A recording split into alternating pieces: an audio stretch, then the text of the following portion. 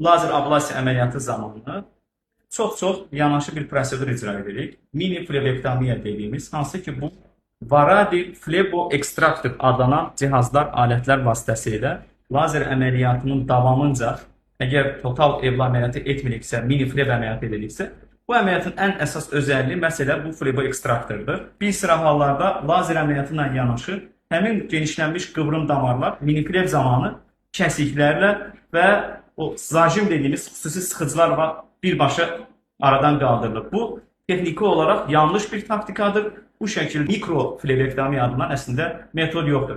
Məsələn üçün bu pasiyentin ayağında daha əvvəl əməliyyat olunubdu.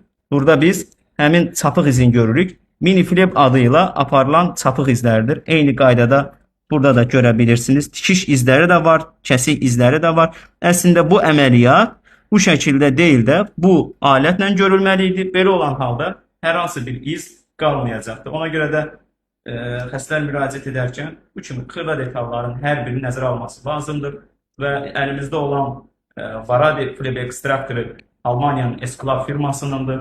Hər bir detalında bu incəliklər nəzərə alınması lazımdır.